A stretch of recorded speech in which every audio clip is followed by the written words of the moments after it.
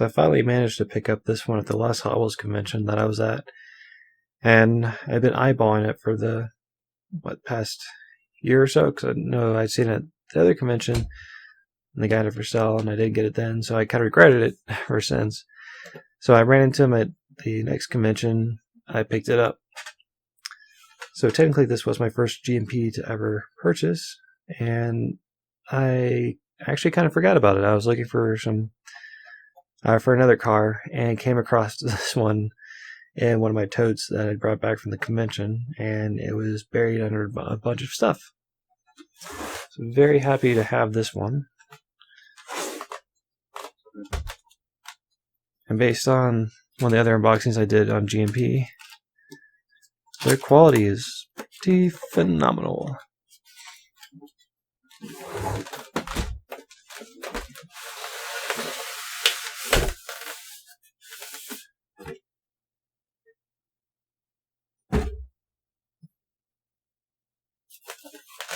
So I love this part right here, where got this little diamond that keeps the foam together.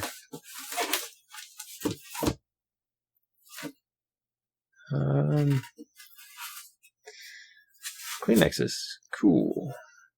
There's more on the inside. That's actually underneath. I think this one had been previously opened. Not actually sure if they use tissues or not on GMP officially. So if you've got a GMP that you got brand new, let me know if they actually do tissues or not, because I'm actually kind of curious now. Now to get this off of the foam. Oh, interesting. I was going to have to unscrew it. And so there's more tissue. Oh, that's cool. So you can pretend that the windows are rolled up. The back, if you want them, you can insert them into here. I think I'm going to keep mine out though. I don't know. What are you guys thinking? Let me know in the comments. Should I? Or not? Okay. So this is one of the ones that does it. This is my only model that I know of that does this. You can roll up the window or roll it down.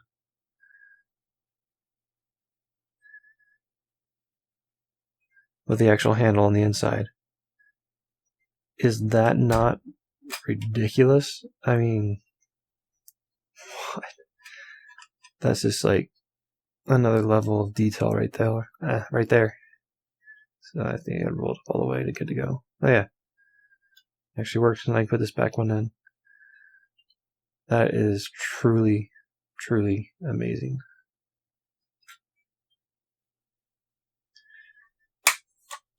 So, what do you guys think? Should I leave them down or put them back up?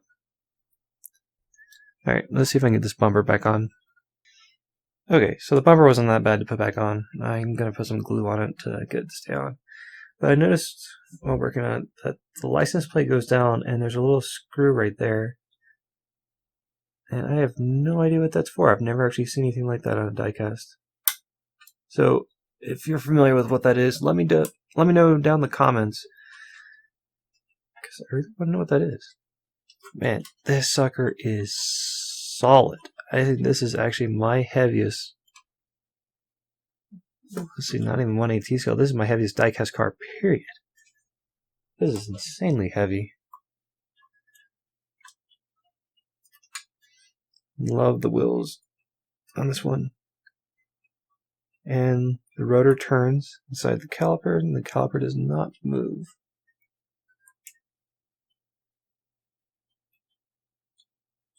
I love it when diecast companies go the extra mile doing that.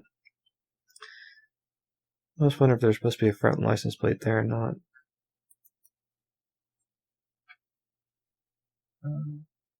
Let's see. So that's not see-through mesh though. That's a little disappointing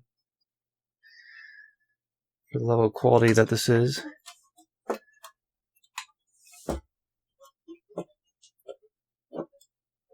I don't know if you can see that really well, but the car actually sinks a little. Yeah, you can in the video. You can check the wheels. The car actually sinks because it has a working suspension.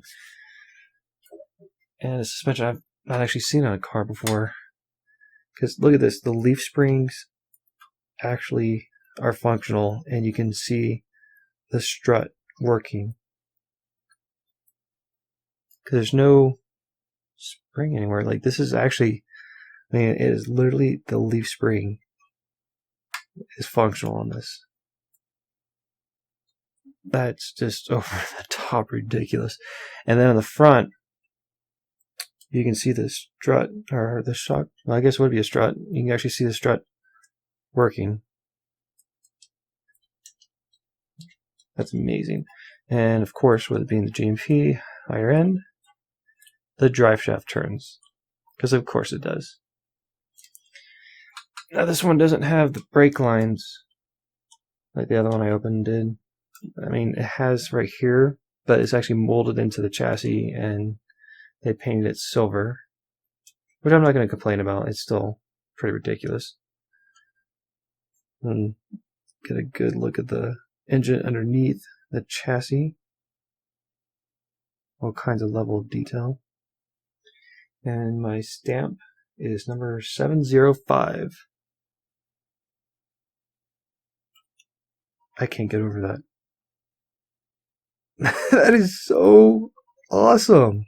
Man. Where have I been all these years? Why have I not been going after GMP? You know what? I've actually got another GP on the way soon. So, I guess I gotta play some catch up, right? Oh, there goes the bumper again. Bummer. Well, at least with that off, you can see the radiator. Gotta find some epoxy to fix that. It does have the wiper blades, separate pieces, which I know some companies will be cheap on. And not do a good job on that. And if you can see this, it has actual working hinges for the hood. Got a little piece of foam. There, I'm guessing to have a soft close. Take a look at the engine bay. You got like little spark plug wires. You can even see the air filter they painted in white.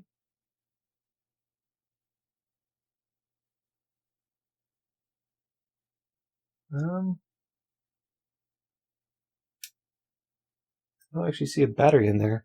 That's kind of weird. But you can see the belts on the motor. They're plastic bolts or belts. I've actually saw someone working on a really high-end engine for 1/18 scale that had like, I think actually like rubber belts or something on it. It's just unreal. But I mean, that engine I saw cost actually more than what I paid for this whole entire car. So I mean, you'd expect that level of detail. The trunk opens up and has some felt. Kind of disappointed there's not a spare wheel or something in there, or really anything. It's just open, and I don't see the battery relocated in there. It does have a separate piece or color for right here for the little latch, which is very nice. And please let me know in the comments what purpose this serves. Does it lower the car? Ha, no, there's no way. Got the little exhaust tips.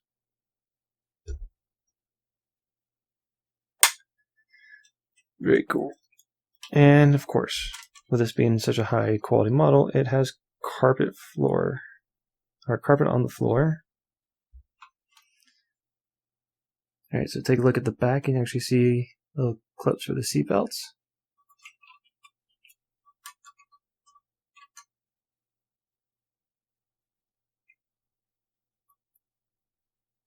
Look at the gauges in there.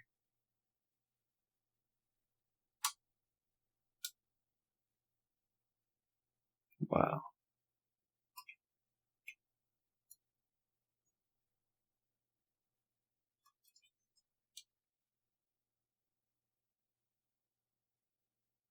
Look at the interior from the other side.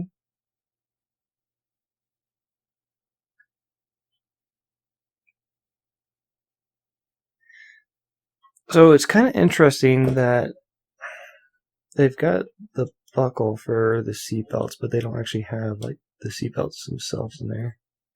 Does the buckle move? No. And the seats don't move either, which is kind of interesting. Alright guys, so that's a quick run over of the Roadrunner. Let me know in the comments what you guys think of it. I think this is pretty spectacular, and I actually want more of these now. I love the suspension on it. This is ridiculous. I mean, that's next level detail right there.